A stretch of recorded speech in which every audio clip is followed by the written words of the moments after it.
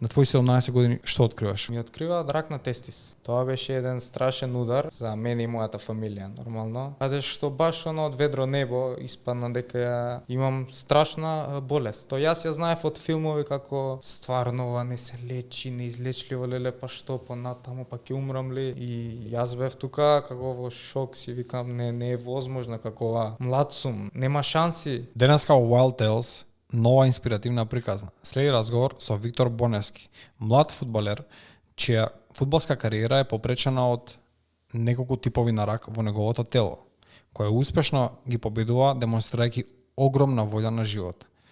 Тој за ракот вели дека го смета за обична настинка, но она што е вистинска болест е фудбалот. Како беше во ГГ растењето? Па прилично убаво. Убаво друштво, игралиште, интересен живот, уличен живот, што би рекле. Тоа е една населба вака малку понастрана, ама претпоставувам дека си имате некој ваш муавет и ви е интересно. Малски муавети нормално. Кај искачате? Па излагавме на игралиште, само на игралиште и строго на игралиште. Игравме фудбал, кошарка, одбојка, така некогаш и на клуб, и баш на улично излагање. И од сите тие спортови некако фудбалот најмногу ти фати вака? Да, баш на фудбалот. Мојата љубов баш ќе кажам, фудбалот е тоа што ме инспирира за све во животот, што го сакам, сум го сакал и го сакам се уште. Памтиш ли некои вака утакмици што ти оставиле силен впечаток, да кажеме светски првенства, европски првенства, имаше големи играчи од не знам која генерација си сега? 2004-та сум. 2004-та, добро. Голем дел од легендите најверојатно ги имаш. Да, сум ги фател. Фатено да. на крај веќе, Да. ама за кого навиваше? Па за Барселона. А од држави? За Бразил. За Бразил беше? Да. Ја памтиш генерацијата на Кафу, на Ривалдо? Па не сум ја гледал вака. Јас го знам Бразил од Нејмар прилично. Само ради Нејмар и сум го гледал Бразил, од ми е идол некој си во животот. За фудбал правам ове. Нејмар е тој што ме инспирирал за да играм.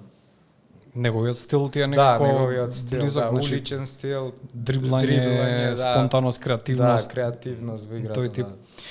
И у кој момент решаваш дека фудбалот е, да кажеме, нешто на кое што посериозно сакаш да се посветиш? Па реално го видов брат ми дека и он исто беше фудбалер и си реков и јас сакам еден ден исто да бидам и јас фудбалер и да пробам да успеам и да играм на врвно ниво. Исто како и брат ми што играл до некој ниво врвно и професионално. Добро. И кој беше првиот клуб кај што се пријави, или академија или школа? Уште од мал игра во Работнички, во клубот Работнички, да. Од таму премина во фудбалскиот клуб Кул, ФК Кул, тоа е младинска академија за млади играчи. Зборнавме малку за тоа, мене не ми е познат тој клуб, и фудбал не пратам премногу, не сум посвесен дека имаме толку, да кажеме, сериозен систем, кај што нели постојат академии, па живееш во нив, значи целиот живот е предаден на фудбалот на одреден начин, сите услови се тука за да успееш. Ти имаш едно такво искуство, значи ти си практично си живеел во таа академија. Да. Тоа е една младинска школа за млади играчи, за млади фудбалерчиња што сака да успеат и е реално многу добра. Имаат супер услови и јас бев во таа генерација што стварно вредеше. И имавме многу добар тим и лигата исто беше одлична и стварно направивме некој успех. Да видиме од таа фудбалска академија, таму одиш на колку години? На мој мислам дека 12. 12 години, значи почнаш многу рано. Многу. Значи ти на 12 години влегуваш во академијата и живееш со практично живееш внатре. Па или тоа се случува малку покасно? Тоа е пред. Значи јас од таму отидов, имаше исто ФФМ имаше академија своја за млади фудбалери и од целата земја се избраа околу 28 играчи, исто моја возраст, и не одбраа сите заедно да живееме како еден тим, еден проект. Тоа беше, живеевме заедно, учевме заедно, јадевме, спиевме заедно. Значи, ти си влегол во една селекција на ФФМ на надежни фудбалери. Да, избрана селекција беше. Фудбалери кои што треба да ја представуваат иднината на македонскиот фудбал понатаму, и нели нешто што значи фудбалска кариера и животно пределба понатаму. Да. Кај те носи фудбалот после тоа? Знам дека имаш некој искуство во странство. Да, чим заврши со таа фудбалска академија што беше, требаше да одиме по клубови, по негоси клубови. И имав понуда една за во академија во Перуџа, во Италија. Перуџа беше серија Б и имаше како своја приватна академија, за странци беше повеќето, и имаше луѓе од цел свет. И се решив додам таму да учам и да живеам во Италија, во Перуџа, во интернат со уште 20 цимери, и да продолжам со фудбалот таму и да пробам да направам нешто професионално. Што се случи во Перуџа? Во Перуџа многу напредна фудбалски, во академијата многу напреднав, во смисол на и физички, и психички, сепак на свој 15 да избереш ти да живееш сам, без мајка, без татко. Која беше реакцијата на твоите дома кога им соопшти дека неќа да ме сопрат. Знаја дека живеам за фудбалот и сака стварно да успеам во тоа, и ми беа секаква поддршка. Можеш само микрофонче да поблиско да земеш? Така, супер. И сака да ти дадат поддршка, значи немаше обструкција, немаше како чекај да размислиме, да видиме. Не се размислувавме многу реално, си рековме Италија како има иднина понатаму за него и практично е фудбалска земја, значи сите можности се отворени. Да, сите можности. Стигаш таму, почнуваш да тренираш, се навикнуваш на системот, претпоставувам да добиваш некоја само доверба, да кажеме, се изборуваш. Да, но имаше и лоши прилично, пошто сепак сам си, ти си многу мал, а притисок имаше, знаеш, дур се навикне на нешто ново, сепак си странец, јазикот не го знаев добро. Тоа се случува во која година? На мој 15. Значи, тоа е негде 2019. Да, прилика, значи, да, 19-20. Периодот пред короната? Пред короната, да. Година дена, така? Да, пред короната, година значи, дена. Тебе те затекнува коронавирусот во Италија? Во Италија, и баш имавме проблем за да се вратиме воопшто во нашата земја, во Македонија. Со авиони едва и се снајдовме за враќање, тоа беше плачење, тоа беше страшно. Памтам, моите стварно сакаа да се вратам, пошто бев заглавен буквално во интернат и ги гледаш тие слики во униформи, луѓе доаѓаат да проверуваат, пошто беше стварно страшно, и по вести, и по сегде беше изолација. И среќа најдовме лет преку Грција и се снајдовме некако да се вратиме со мој другар. И се вратиме. Значи не си бил сам? Не сум бил сам, со уште еден цимер бе во соба. Од Македонија исто? Да, исто од Македонија. Окей, како продолжува, се снаоѓаш, се враќаш дома, нели, за среќа, и како продолжува твоето, да кажеме, фудбалско патување после тоа? Секој работеше индивидуално на себе. Со камери сега имаше онлайн тренинзи, некогаш да знаеше да има, но имаше баш она прекин, беше во лигата, во академијата беше прекин, и се до тоа за некој време и пропадна, пошто немаше услови за понатаму за да се одвива тоа, пошто оди па врати се, па мерки некој имаше, не смеете ова, не смеете такви работи, публика. Неодржливо практично. Да, Како го продолжуваш, значи го менуваш клубот после тоа, се префрлаш во наш клуб овдека? Не, отидов во уште еден клуб исто во Италија, беше аматерски клуб, како пробно нешто. Значи ти си решен во Да, Италија дека да бидеш. во Италија, Тебе ја ти е сакам Италија, земјата, таргет стварно. ти е, значи Италија. Да, Италија ми било таргетот но за жал не успеа ни таму. Не беше сјајно, не бев задоволен и решив дека се враќам и ќе пробам овде да продолжам со фудбалот, со Значи, животот општо. Тоа тука се уште имаш 16 години, претпоставам. Па да, на мој 16, да. Има една година пауза. Значи до, да кажеме, најголемиот настан во твојот живот. Како проаѓа таа година? Па искрено мачно. Се враќаш од некоја земја со амбиции, си бил човек со многу амбиции, си сакал да успееш на професионално ниво и се враќаш баш наназад. И малце психички не влијаеше добро на мене, не бев задоволен многу и не можев се од себе да даеш. Дам во истиот момент, да. Значи прекинуваш со фудбал да се бавиш тој период? Па не прекинав, играв во New Stars, тоа е исто клуб за младинска академија. Ама нивото е различно. Веќе Па немаше прв тим, но пак имавме многу добра академија и исто имавме многу вакво добри резултати, но амбицијата не беше веќе иста што некогаш била. Те тука веќе неколку бродови ти тонат. Да, ми тонат многу бродови. И наместо да дојде период кај што се враќаш, да кажеме во полн сјај, кај што ја поминуваш таа бура, тебе животот ти носи уште еден многу поголем и многу посериозен предизвик. На твои 17 години што откриваш? Ми открива рак на тестис. Тоа беше еден страшен удар за мене и мојата фамилија, нормално. Каде што баш од ведро небо испадна дека имам страшна болест.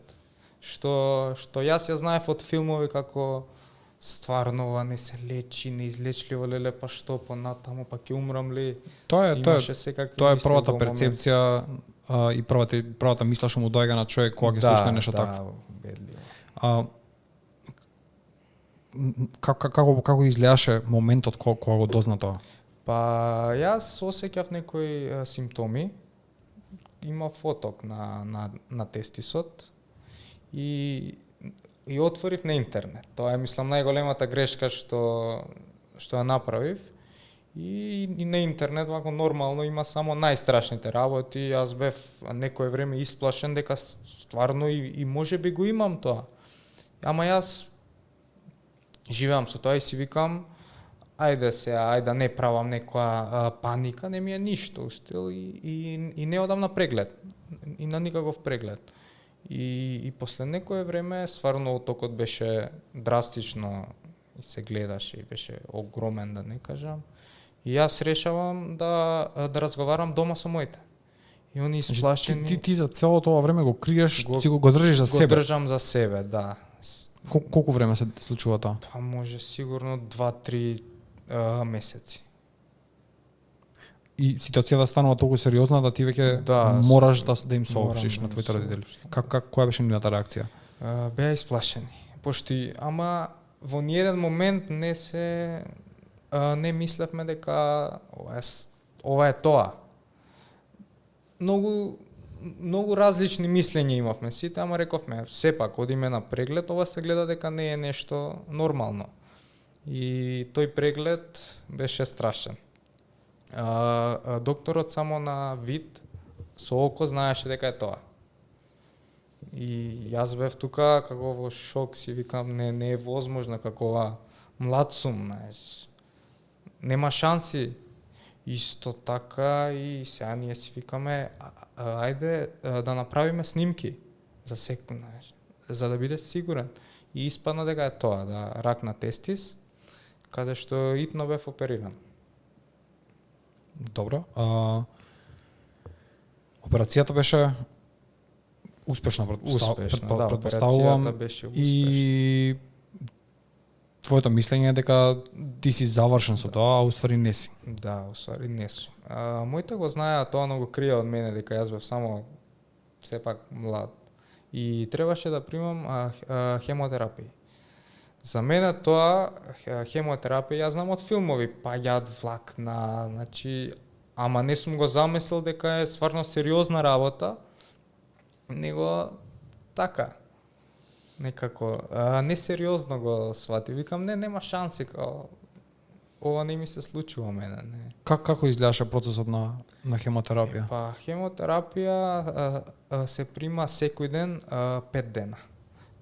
Тие се некои отрови, многу јаки отрови што стварно уништуваат и добро, ама и вакво и лошото, ама и доброто во човекот. И тоа беше можеби најстрашниот дел за мене, што стварно остави некој траги во мене. И не се осеќаш добро за целото тоа време, не личиш на себе. Не, тоа беше можеби највакво лошиот дел, што јас ја криев таа ситуација од сите луѓе. Само најблиските знаа, пошто викам, леле, овие сега па што ќе речат другите. Да, значи се плашиш од осуда, да, секакво. Од туги мислења, затоа што луѓето знаат да бидат и помалку злобни, кога ќе дознаат дека некој се справува со такво нешто, наместо да помогнат и да придонесат кон целата таа ситуација. Како продолжува процесот? Значи, тоа е само еден мал дел, да кажеме, тие 5 дена од хемотерапија за тебе се, да кажеме, проаѓаат брзо. Значи, што добиваш како одговор после таа хемотерапија? Дека си чист, дека завршена е приказната, дека можеш да продолжиш нормално? Јас завршив со таа хемотерапија. Имав 4 циклуса од таа хемотерапија, значи една недела се прима, а 21 ден одмараш. И тоа можеби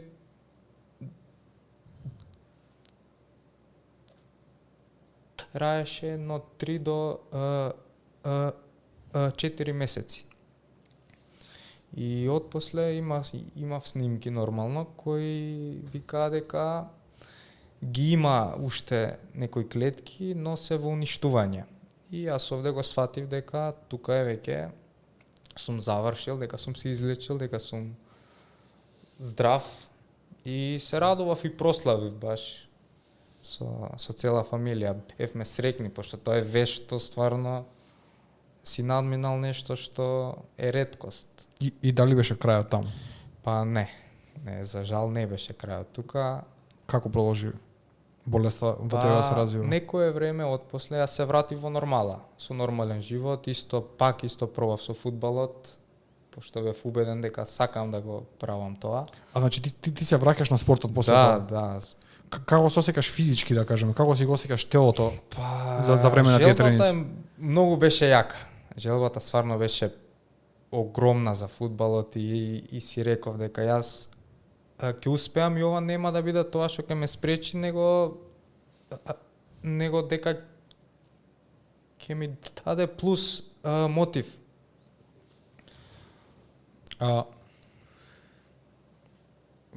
Колку беше пречка уствари? Значи, зашто перформансите претпоставувам кога пред да се појават канцерогени клетки во тебе биле едни, после хемотерапијата останале во тебе, не биле целосно уништени, ти се враќаш на фудбалот, значи кој имаше, дали примети разлика во перформансот твој?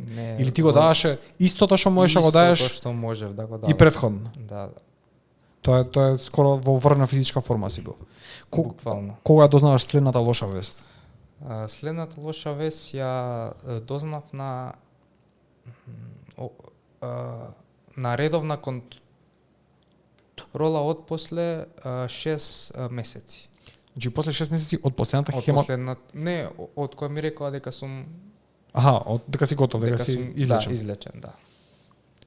После 6 месеци што ти соопштуваат? Дека тие жлезди се пораснати, дека се активни. Дека итно ќе треба да се отстранат тие жлезди со операција. Добро. И ние тука пак истиот процес, ама јас мислев дека ова ќе заврши само со операција, дека нема да има пак хемотерапија. Но за жал имаше пак хемотерапија, тие беа активни и уште има имаше лоши клетки во самиот тумор. Како продолжува процесот после тоа? Кога ти не се одлучуваш, ти мораш да ја направиш таа операција, претпоставувам. Колку тоа кошта, значи колку тоа се одразува? Претпоставуваме една пресвртница во животот на сите, затоа што втор пат веќе се случува и сите веќе сваќаат најверојатно дека ова веќе Ова е озбилно сериозен проблем и дека може да потрае. Кога ја правиш таа операција? Операција на абдомен, Да, сега. операција на абдомен, да. Жлезди на абдомен, да. И тука ја направив таа операција и ми рекоа дека ќе треба да примам 2 хемотерапии како заштита. Добро. Мене ми ги извадија сите жлезди и ги примив тие два вако циклуси од хемотерапија кои мислам дека ми беа најтешки до сега. Општо вака во животот мој. Низ колку циклуси на хемотерапија имаш предано вкупно? Вкупно, па можеби 12, тако нешто така. Тоа е голема бројка. Па По завршување на операцијата, која е диагнозата? Излечен си? Готово? Па да, направивме снимка и снимките беа исто така чисти. И јас сум чист. Значи ти си втор пат чист? Да, уште една сум чист и сум во ремисија. Тоа е ремисијата е како излечен, ама треба да внимаваш за понатаму, пошто има шанси некогаш да се врати, пошто е болест, тоа не се знае никогаш. На што треба внимаваш? Кои се стварите што не смееш да ги правиш, да кажем? Па да нема стресови, убава диета, убав живот, како убави мисли треба да имаш. За да не Значи ти треба да си совршен после такво нешто, ти треба да си да пробаш да внимаваш на секоја ситница што би можело да предизвика реакција, да. Океј. И внимаваш ли? Па да бидам искрен, не. Се опуштив, барем и си реков ова е крајот, како пак сум излечен, нема шанси, овде започнав со журки, алкохол, брза храна. Сите работи што ги прави 19 годишен човек, дете, јас сакам момче. да живеам, Значи животот да си живееш. да. Затоа што веќе премногу ствари ти си имаат случајно до тој момент и од многу работи си имаш откажано до тој момент. Најверојатно си осетил дека е време да му даеш, да си даеш нешто добро. Да. И продолжаш да живееш. Што се случува? Некои убави моменти ми споделиш, да кажеме, дали е тоа одмор, некој, дали е дружба? Да, отидов на одмор со моето друштво, со уште двајца другари, пријатели во Хрватска, баш. Ефме и баш бев опуштен во стил, како уживам во животот, си го сакам животот. Тоа ми го кажаа докторите, тоа ќе го правам. Да, све смеам да правам, јас се опуштив, можеби и премногу се опуштив. Мислам што е многу нормално за еден тинејџер во таа возраст. И баш и после тоа се вратив на фудбалот. Значи, тоа ти е второ враќање, да. Исто така. Каде се враќаш тогаш? Бев во клубот Петекс, значи на проба бев таму и стварно се осеќав дека сум спремен. Значи пак телото си го осеќаш. Јас сум спремен и дека имам шанси, дека можам да играм. И играш И го сакам тоа. Да, играв пријателски пред сезонот да започне и бев среќен што се вратив на фудбалот и што гледам уште дека има некоја желба и дека сакам и дека пред се можам да играм на исто ниво. По завршување на тој период, да кажем, период што викаш дека си се опуштил, стига повторно лоша вест. Да, можеби најлошата вест до сега, дека исто така за време на фудбалот јас осеќав некоја промена, физичка промена во мојот изглед. На мојот абдомен имав како израсток некој. И ние нормално одлучивме одма преглед, пошто тоа е некој страв што живее во нас, што и за Веќе реагирате, некаква нас многу брзо реагирате. одма, значи истиот момент. И отидов на преглед во приватна болница, каде што ми рекоа уживај, не е ништо страшно, како или е масно ткиво, или е килана рана некоја си, ама ти уживај, не е тоа, опушти се. И добро, јас радосен, среќен си, викам, не е ништо страшно, се решава, само тоа ќе го снема. не осеќаш болка од израстокот, Никаква само болка. формата ти е Само многу формата чудна. е чудна, да. И исто, и вакво пројде некоја недела, тоа беше пораснато. И имаше некоја чудна модринка околу. Жолто, виолетово, нешто така беше. Ние рековме, дај да направиме и да е нешто, ова треба да се извади, пошто се гледа дека има нешто. Дали беше масно ткиво, дали нешто било, не знаеме. И се решаваме да одиме пак на преглед, кај истиот доктор, што беше, и докторот ми прави ехо. Тоа е ехо на бубрези, на секој орган, буквално, за да утврди дека нема ништо страшно, дека нема канцер. И на тоа ехо имаше добар одговор, дека све е чисто, дека е уредно. Но ние решивме со мојата мајка да направиме снимка сепак, пошто гледаме дека нешто не е и да е нешто не е опасно, дека да го средиме да се извади тоа. Што и да е. Да, плюс тоа имаш историја, веќе имаш долга историја на долга канцери од историја, тебе, така, да. значи не можеш да едноставно да поминеш само преку тоа така. Да, и овде тој момент одиме на снимка на магнетна резонанса и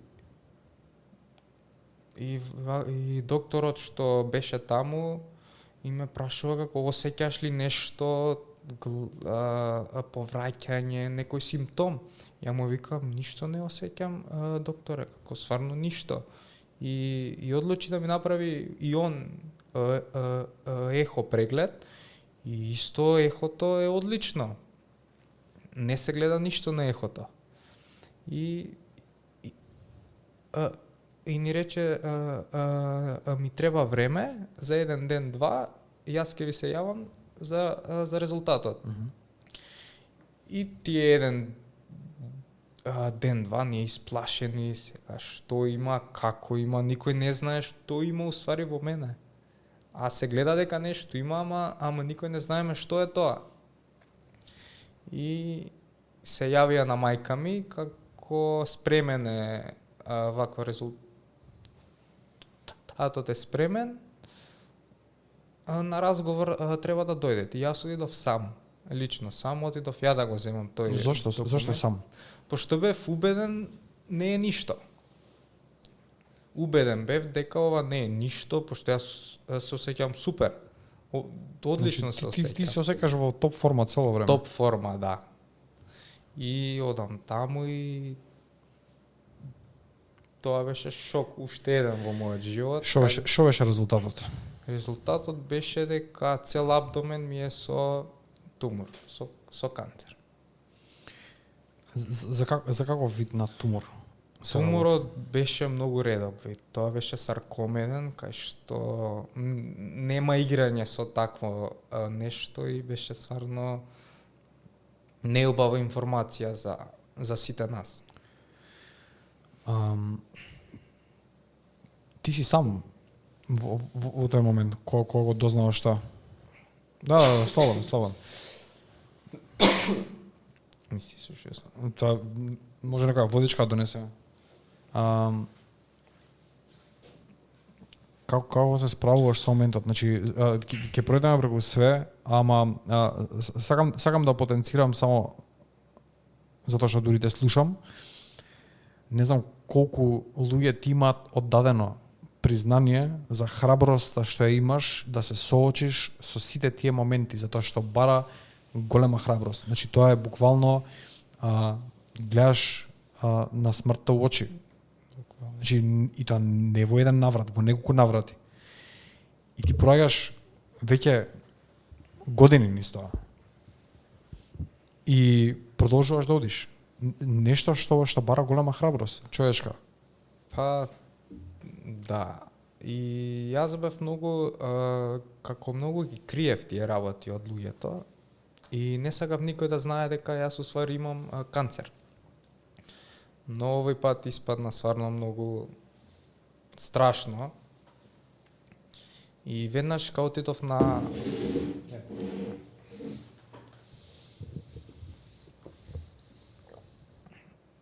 и јас одма им соопштив на моите дека уствари има нешто лошо што е едноставно имам рак пак кој е многу пострашен од пред тоа што бил. Која беше дијагнозата тогаш? Значи, како требаше тоа да се лечи? Дали беше потребна операција, пак хемотерапија, што све беше потребно? Дали кај нас, дали во странство, дали каде? Ние истиот ден, тоа беше истиот ден и попладнето баш, одевме на разговор за да видиме што решение некое за ова. И нас ни рекоа дека има шанси за операција, да се отстрани, но дека има ризик дека е, па да не кажем и преголем е ракот внатре во мене. И ние се решивме на таа операција дека хемото немаше делувано очигледно на туморот. До тој момент колку циклуси на хемотерапија имаш поминат? 6. Значи очигледно нема ефект. Да, очигледно немаше ефект таа хемотерапија и се решивме на таа операција. Таа е целосна операција, отварање на целиот абдомен и чистење на целиот абдомен. Добро, кај нас се изведуваше таа Да, операција? во приватна болница беше. Успешно или неуспешно? За жал Овој пат. не беше успешна операцијата, бев Разликата е во тоа што по некоја логика на ствариве цело време тебе се прават неуспешни операции, само што овој пат ти се кажува вистината. па испадна дека е така. Што е следниот чекор? Јас на операцијата бев само отворен и затворен буквално, шиен. Земено е мал дел за биопсија, за да откријат со што вид уствари они се соочуваат, за да знаат што понатаму. И на таа биопсија испадна дека е стварно редок вид на тумор и дека веќе не знаат што е следно, што е следниот чекор. Тука јас и мојата фамилија бевме стварно страшно исплашени, пошто доктори кажуваат дека не знаат што понатаму. Дека хемото не делува, а самата операција не е успешна.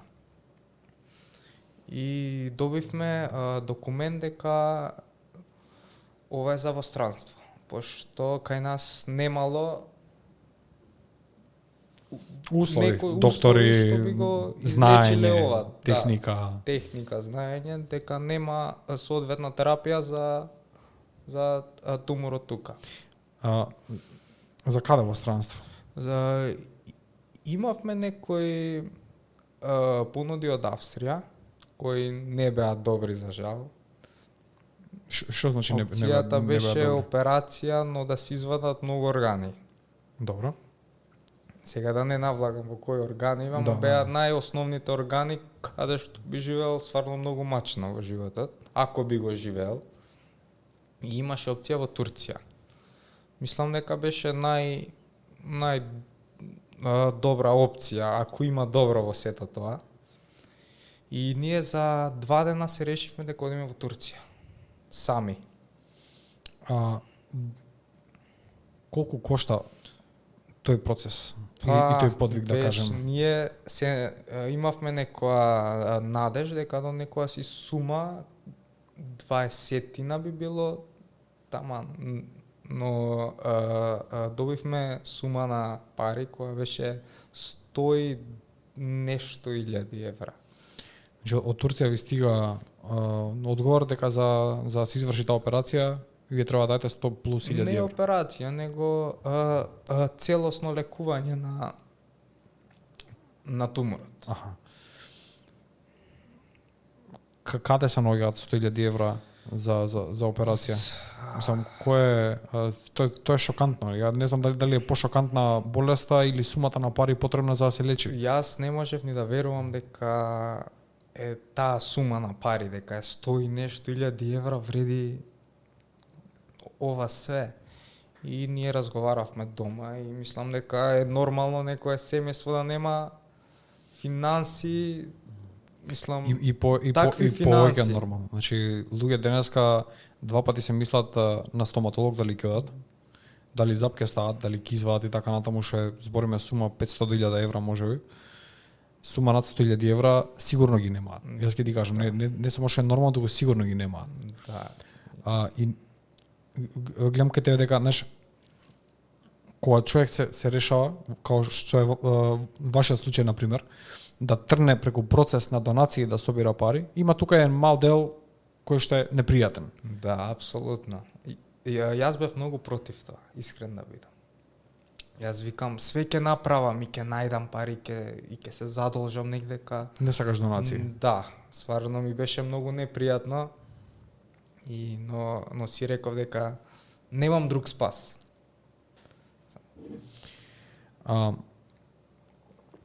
Но некој те воведе во реалноста, неверојатно. Да. Затоа што сепак се работи за преголема сума на пари.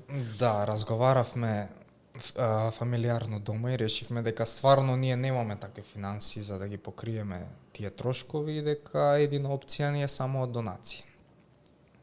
Моментално. Колку успеавте? Знам дека имаше по медиуми, дека имаше големите телевизии, Да. го има објавено моментот.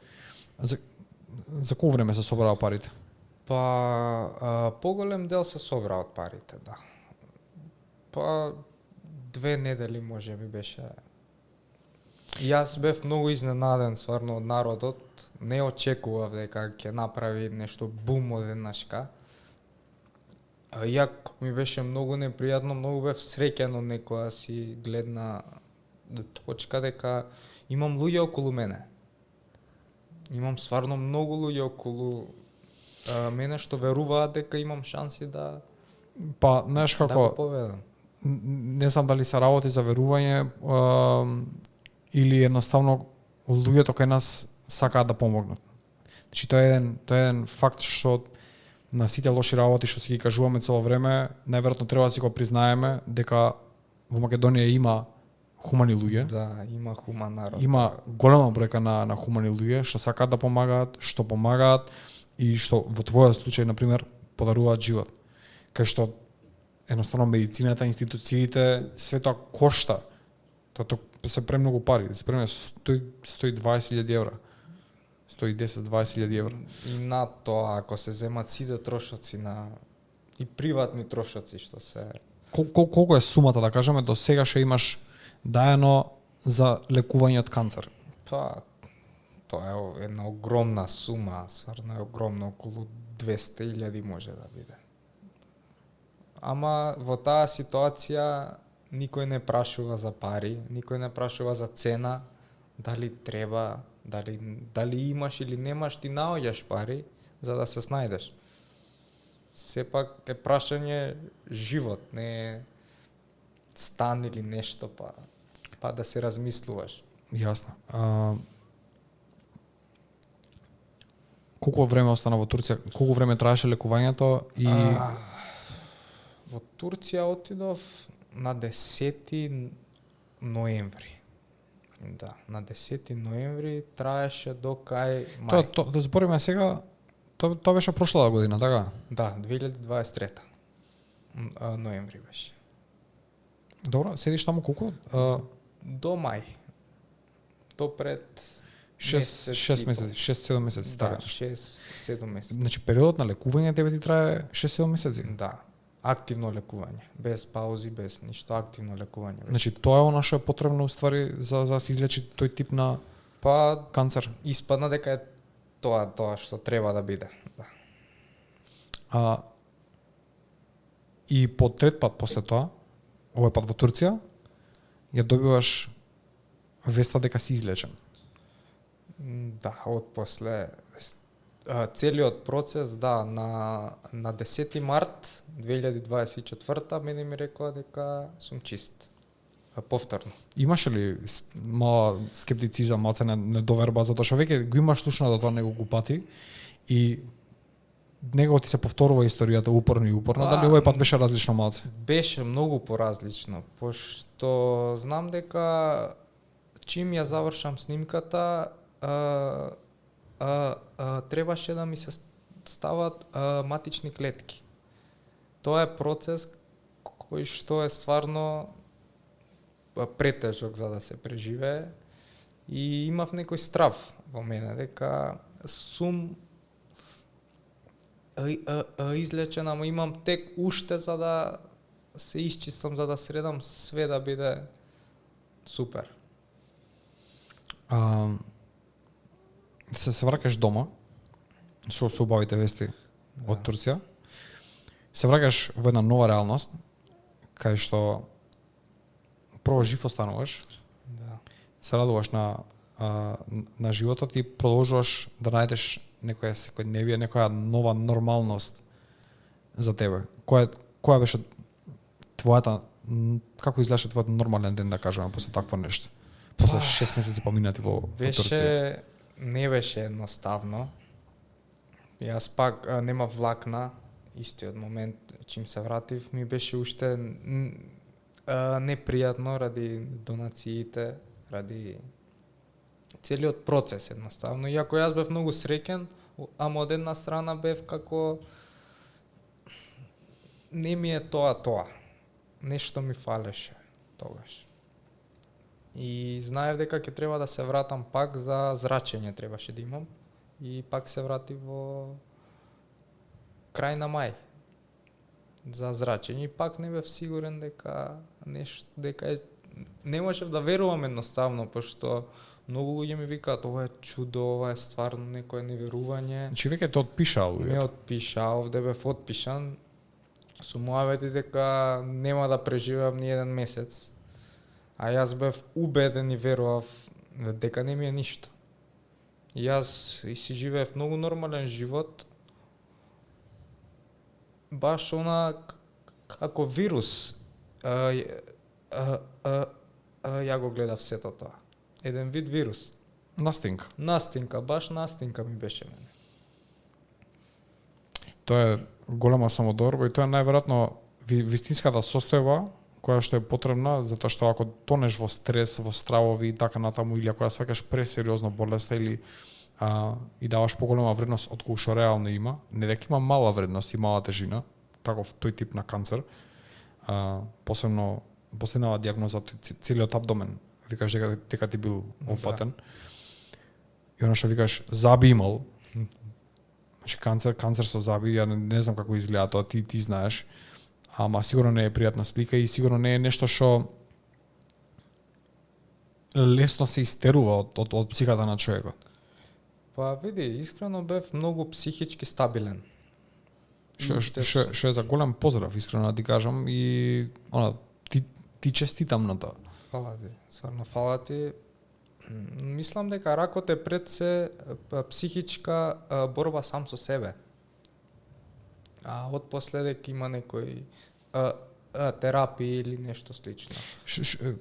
Која ти беше најголема мотивација, да кажеме, во целиот тој процес? Која беше, да кажеме, една работа која што колку и да се темни работите ти даваше одреден тип на светлина? Сакав да живеам едноставно. Сакав да шетам, сакав да правам работи, да работам, да се снаоѓам.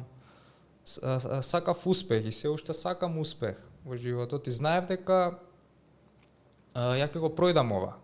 Само беше прашање на време дали сега или понатаму во животот. Колку ти беше битна поддршката од семејството? Па можеби најбитна. Колку тие луѓе заедно беа со тебе цело време? Јас во сите тие мислам моменти? дека они страдаа многу повеќе од што страдав јас. Пошто самата гледка за еден родител е страшна. Јас си знам за мене, но они сакаат да направат нешто за мене, а не можат ништо да направат во моментот. И тоа е многу лоша слика.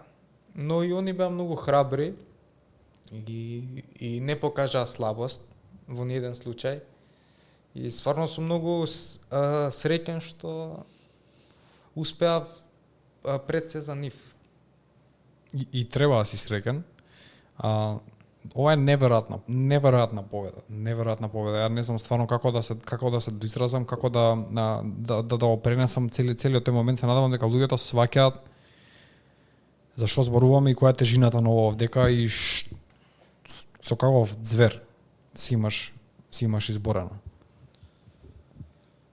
И тоа не само еднаш, во неколку пати во текот на неколку години. За денеска да седиш тука, здрав, прав, значи со фризурче, со секако што треба, со насмевка да збориш на сите тие моменти. Јас стварно сакам да ти честитам на таа храброст, затоа што бара навистина човечка величина, многу голема, за да го постигнеш и да седнеш тука и да го збориш тоа. Па, да, мислам... За тебе можеби не изгледа како многу во моментот, но верувај дека сите оние луѓе кои што, а верувам дека кај нас ги има од една причина или од друга, се соочуваат со такви моменти. Ти си една голема инспирација во моментов. Фала ти стварно, Виктор, фала ти. Ти си доказ дека ракот не значи по дефолт смрт. Апсолутно не е така. Која е, да кажеме, твојата порака за сите оние луѓе кои што имаат канцер денеска? Најбитно е психата. Значи, тоа е нешто што треба да разберат дека има надеж и треба да веруваат цврсто дека во таа темнина има едно светло на крајот од денот и дека животот е стварно убав. И да, има многу лоши моменти, но во тоа они треба да гледаат и многу добри работи. Пред се да сакаат да живеат, да бидат среќни, да бидат... Тоа е еден тест кај што навистина човек доаѓа во момент да се запраша колку го сака животот. Ти си човек кој што многу го сака животот, кој што многу сака да живее, најверојатно ги сака луѓето околу него, и таа љубов е нешто што може да победи вакво нешто. Мислам дека е неопходна состојка. Стварно мислам дека нема болница што или пари што може да ти излечат ако ја немаш таа желба. Така да пораката би била најверојатно да не се заборави во тие моменти, иако ти се менува психата драстично, да не се заборави колку е животот убав, дека волјата е многу битна, иако е ставена на тест. Да, апсолутно. Значи, се во тој момент те води да не сакаш, да се откажеш. Како изгледаш, како размислуваш, како мирисаш, како се движиш, како ги правиш. Сите тие работи треба да ги заобиколиш, да кажеш, окей, ова е настинка, јас сакам да живеам, сакам да се изборам и ќе го направам тоа. Да, апсолутно е така и сите треба да гледаат на тоа така. Дека ова е само еден мал тест во животот за понатаму. Па, мал, не знам колку е мал. Не знам колку е мал. Мислам дека е еден од најголемите тестови што еден човек може да ги има. И ти го положи успешно. Се надевам за последен пат.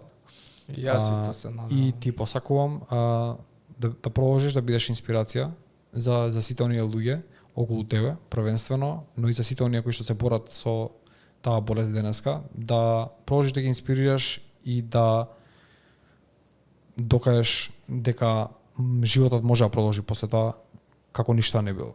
Така е, така е. Се согласувам со тебе. И човек чим го пројде сето тоа сваќа дека има многу вредни работи во животот што не ги гледаме ние од нашите очи. Перцепцијата е нешто што дефинитивно се менува. Твојата перцепција можам да замислам само колку е колоритна сега и колку ги цениш некои работи многу поинаку од мене, например, може би или од сите останати кои што не прошли низ такво нешто. И на тоа можам да ти кажам дека ти завидувам на тоа, затоа што да знаеш да го цениш животот е привилегија. Денеска многу луѓе не знаат да го ценат, многу луѓе го земаат здраво за готово. Ти си еден од тие што ги ценат сите. Можам да видам и по разговорот што го имавме претходно, затоа едноставно си присутен во моментот, значи го цениш моментот, знаеш дека овој момент сега е битен. Дека тие фантазии за што ќе биде за 5, за 10, за 15 години и така натаму, тоа е убава фантазија една, ама сегашниот миг не треба да се заборави. Да, тоа е така. Мислам, сепак живееме во моментот, а не во иднина или во минато. И дека секој ден е важен, убав и битен. Што е она што посакуваш да ти се оствари во иднина сега? Па, во иднина. Пред се да бидам здрав. Тоа е најбитно. Некако логично. Што правиме со журките сега? Не би искрено. Не би искрено така. Добро, не. Мислам, сето тоа е нормално и убаво, да би, но алкохол откажав. Барем пробувам да не пијам.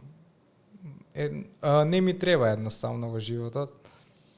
И пробувам да внимавам на исхрана, живеам здрав живот. Спортот маца на страна. Па, сега за сега да. Сепак мислам дека е многу рано за да се размислува за нешто такво. Сигурен сум дека само позитивни моменти те чекаат од причините што веќе ги кажавме. Ќе кажам уште еднаш, положија беше инспирација, ти благодарам за денеска што беше многу храбар, што сподели своето патување, што е многу мачно и многу корисно. И те чекам некој нареден пат да поразговараме можеби за некоја фудбалска кариера, за некое достигнување или едноставно да продолжиш да бидеш инспирација како што си денес. Фала ти, Виктор, многу и на тебе исто за оваа шанса за да прикажам на луѓето дека не е све страшно и дека све се лечи. Све што сакаат дека може да се оствари во животот. Апсолутно. Макар и да е нешто најтешко што Апсолутно. Што се случи. Ти благодарам. Фала ти на тебе.